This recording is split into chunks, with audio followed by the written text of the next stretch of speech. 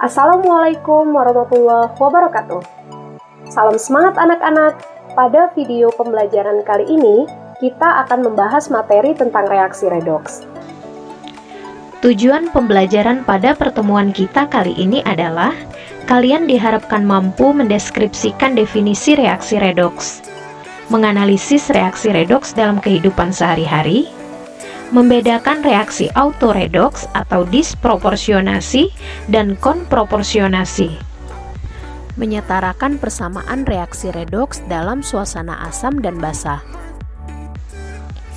Reaksi redoks adalah reaksi kimia yang melibatkan dua jenis reaksi, yakni reaksi reduksi dan oksidasi. Perhatikan contoh reaksi redoks berikut ini. Bilangan oksidasi Fe mengalami kenaikan dari plus 2 menjadi plus 3, sehingga reaksi yang terjadi adalah reaksi oksidasi. Sedangkan bilangan oksidasi Mn mengalami penurunan dari plus 7 menjadi plus 2, sehingga reaksi yang terjadi adalah reaksi reduksi. Karena reaksi ini melibatkan reaksi reduksi dan oksidasi sekaligus, maka reaksi inilah yang dinamakan dengan reaksi redoks. Reaksi redoks ini banyak sekali keterkaitannya dalam kehidupan kita sehari-hari. Di antaranya, peristiwa perkaratan pada paku, penggunaan pemutih dalam proses mencuci pakaian, pelapisan logam pada alat-alat dapur. Dari gambar berikut, hal apakah yang terpikirkan oleh kalian? Bahan apakah yang biasa digunakan pada kegiatan tersebut? Kemudian, mengapa bahan tersebut digunakan? Dan proses apakah yang dapat terjadi? Ketika mencuci pakaian, khususnya pakaian putih, sebagian besar orang menambahkan zat aktif pemutih untuk mendapatkan warna putih bersih. Zat pemutih tersebut merupakan senyawa kimia aktif bersifat oksidator yang digunakan untuk menghilangkan warna pada benda. Umumnya, warna pada pakaian dapat hilang melalui reaksi redoks dengan menggunakan senyawa natrium hipoklorit atau NaClO dengan hidrogen peroksida atau H2O2. Berikut ini adalah salah satu contoh praktikum sederhana dari reaksi redoks. Mari disimak. Saya Lutfia Rahma dari SMA Muhammadiyah 1 kelas 12 IPA 2. Di sini saya akan melakukan praktikum kimia sederhana. Praktikum kimia sederhana kali ini menggunakan bahan-bahan yang mudah ditemui di sekitar kita. Seperti yang teman-teman lihat di depan saya, yang pertama ada beras. Beras ini merupakan bahan pangan yang memiliki kandungan utama amilum atau zat pati. Nah, bahan yang kedua ada betadin. Betadin ini mengandung povidon iodin sebanyak 10%. Nah, yang ketiga menggunakan vitamin C. Yang saya gunakan sekarang adalah vitamin C dalam bentuk tablet. Untuk keperluan praktikum kali ini, saya sudah menumbuk vitamin C. Langkah pertama adalah menuangkan betadin yang mengandung iodin ini ke dalam beras.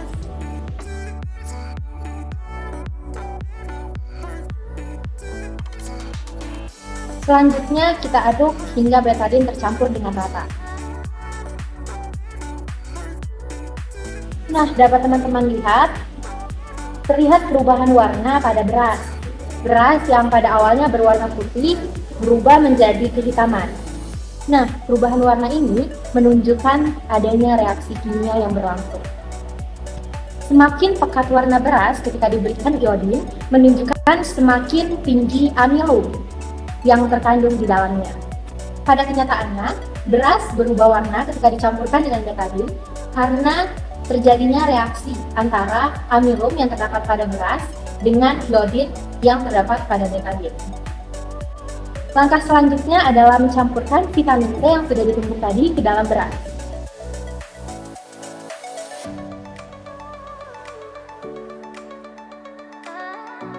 Lalu kita aduk hingga merata.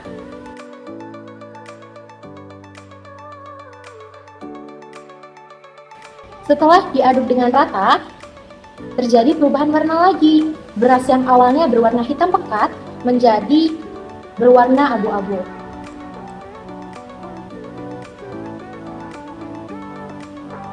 Kira-kira reaksi apa yang terjadi pada beras ketika dicampurkan dengan iodin dan vitamin C?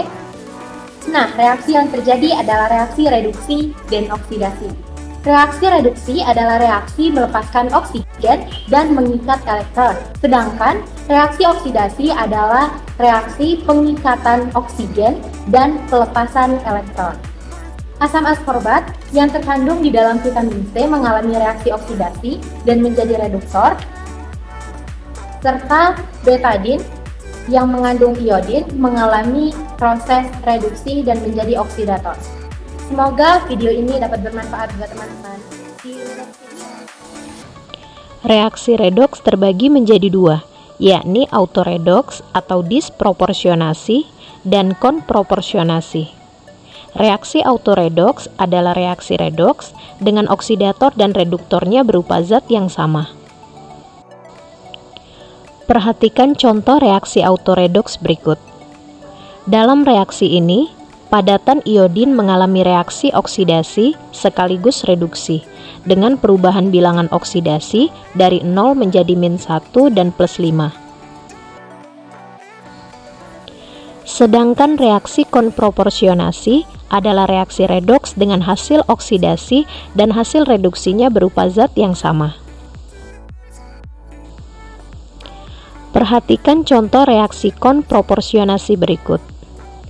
Pada reaksi ini, hasil oksidasi dan hasil reduksinya berupa padatan sulfur. Berikut merupakan cara mudah menyetarakan persamaan reaksi redoks dalam suasana asam dan basa dengan metode PBO atau perubahan bilangan oksidasi. Disimak baik-baik ya. Langkah pertama, kita tandai terlebih dahulu atom yang akan mengalami perubahan biloks. Dalam reaksi ini adalah atom Fe dan Mn. Langkah kedua, kita hitung biloks total masing-masing atom. Biloks Fe di sini adalah positif 2 sesuai dengan muatannya. Biloks Mn dalam senyawa ion MnO4- adalah positif 7. Biloks Fe adalah positif 3 dan Mn adalah positif 2. Selanjutnya kita hubungkan atom kiri dan kanan untuk melihat perubahan bilangan oksidasi masing-masing atom.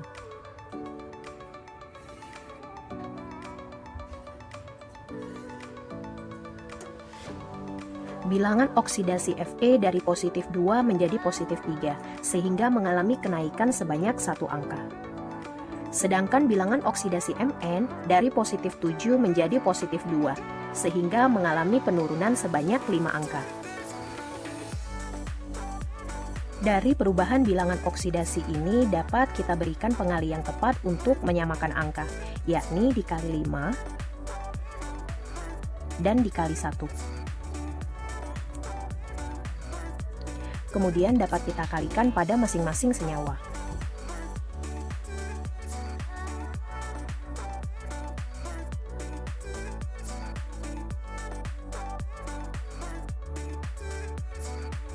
Tahap selanjutnya kita akan menambahkan H+ di pihak yang kekurangan muatan positif. Sebelumnya kita hitung muatannya terlebih dahulu. Positif 2 dikali 5 adalah positif 10, negatif 1, sehingga total muatan di kiri adalah positif 9. Positif 3 dikali 5 adalah positif 15, positif 2, sehingga total muatan di kanan adalah positif 17. Dari sini dapat kita analisis bahwa H+ ditambahkan di sebelah kiri sebanyak 8. Kemudian, tahap terakhir kita akan menambahkan H2O untuk menyetarakan atom hidrogen. Karena atom hidrogen di sebelah kiri adalah 8, maka di sebelah kanan akan kita tambahkan 4 H2O. Penyetaraan reaksi redoks dengan metode PBO atau perubahan bilangan oksidasi dalam suasana basah. Langkah pertama, kita tandai terlebih dahulu atom yang akan mengalami perubahan biloks. Pada reaksi ini adalah atom klorin dan iodin. Langkah selanjutnya, kita setarakan terlebih dahulu atom yang akan mengalami perubahan biloks tadi. Karena atom klorin di sini memiliki valensi 2, maka ion Cl- di sebelah kanan reaksi kita beri koefisien 2. Langkah ketiga, kita hitung biloks total masing-masing atom. Biloks Cl2 di sini adalah 0 karena merupakan unsur bebas. Biloks iodin dalam senyawa IO3- adalah positif 5. Biloks ion Cl- adalah negatif 1 dikalikan dengan koefisien 2 menjadi negatif 2. Biloks iodin dalam senyawa ion IO4- adalah positif 7. Selanjutnya kita hubungkan atom kiri dan kanan, kemudian kita lihat perubahan bilangan oksidasi masing-masing atom.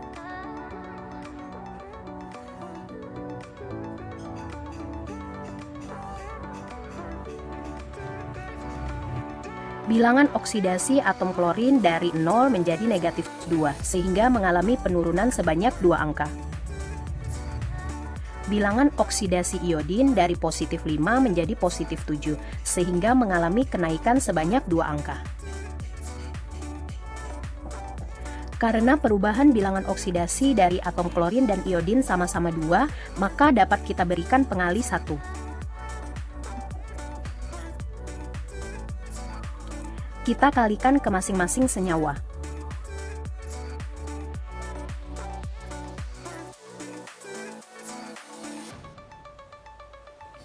Tahap selanjutnya kita akan menambahkan OH- di pihak yang kekurangan muatan negatif.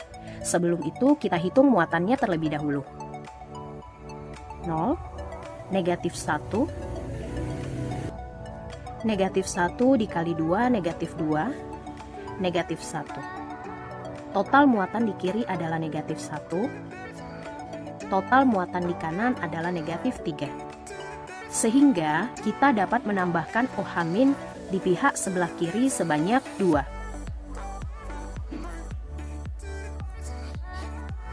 Tahap terakhir, kita akan menambahkan H2O untuk menyetarakan atom hidrogen. Karena atom hidrogen di sebelah kiri adalah 2, maka di sebelah kanan kita dapat menambahkan H2O sebanyak 1. Sekian video pembelajaran dari saya, semoga bermanfaat dan sampai jumpa di pertemuan selanjutnya. Wassalamualaikum warahmatullahi wabarakatuh.